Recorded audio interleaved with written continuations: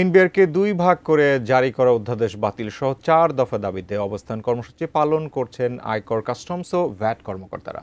NBR কার্যালয়ে আছেন সহকর্মী মাহাদি সেকান্দার। আমরা সবশেষ তথ্য জানতে তার সঙ্গে যুক্ত হচ্ছি। মাহাদি সেকান্দার, আন্দোলন অনেকদিন ধরেই চলছে এবং এই মুহূর্তে আন্দোলনে কি চলছে আর কি বলছেন তারা, কি আছে আপনার কাছে জানাবেন? যেমনটি গত সংবাদগুলোতে বলছিলাম, জাতীয় রাজস্ব বোর্ড ভবন এনবিআরে কর্মকর্তা কর্মচারীদের যে কর্মবিরতি সেটি সকাল 9টা থেকে এখনও চলছে এবং এই ভবনকে কেন্দ্র করে আইন শৃঙ্খলা রক্ষাকারী বাহিনীর যে উপস্থিতি সেটিও চোখে পড়ার মতো। নিশ্চয়ই দেখতে পাচ্ছেন আমার পেছনেই বিজিবির সদস্যরা দাঁড়িয়ে আছেন এবং পাশাপাশি মূল ফটকে কিন্তু পুলিশের যারা সদস্য আছেন তারাও অবস্থান নিয়েছেন এবং এই ভবনে সেনাবাহিনীও একটি টহল দল এখানে এসেছিল এবং তারাও ভবন ঘুরে আন্দোলনের পরিস্থিতি দেখেছেন।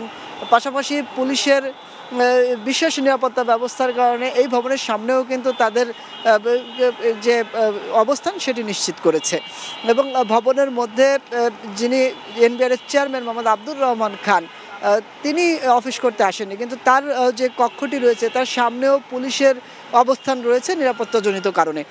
এবং সকাল থেকে যে আন্দোলন, তাদের যে 4 দফা দাবি, সেই দাবি কেন্দ্রিক আন্দোলন চলছে এবং আজ 9টা থেকে বেলা 5টা পর্যন্ত যে কর্মবিরতি এবং অবস্থান কর্মসূচি সেটি আছে এবং আগামীকালও তাদের কর্মসূচি চলবে এবং আগামীকাল বিশেষ করে যে কাস্টমস হাউসগুলো আছে, সেই শুল্ক স্টেশন, সেখানে আজ কার্যক্রম চলেছে, তবে আগামীকাল সেটিও বন্ধ থাকবে।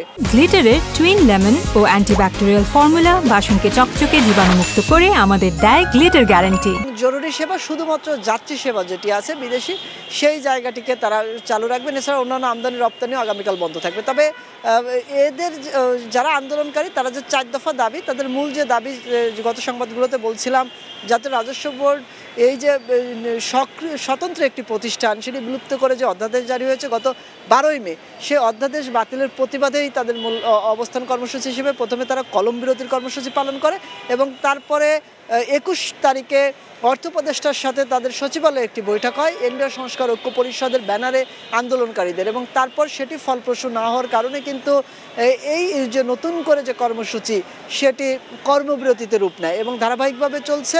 9তম দিন মোট আন্দোলন, যে কার্যক্রমের 9ম দিন আজ, এবং আগামীকালও আন্দোলন চলবে। তো সাকুর একটা স্থবিরতা রয়েছে।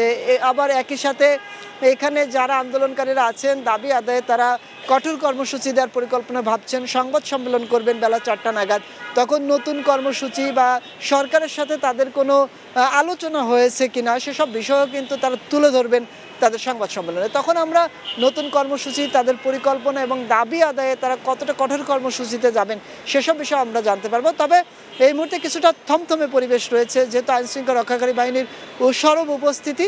তো এই ছিল আমার কাছে রাজ্য রাজস্ব বোর্ড এনবিআর থেকে সর্বশেষ।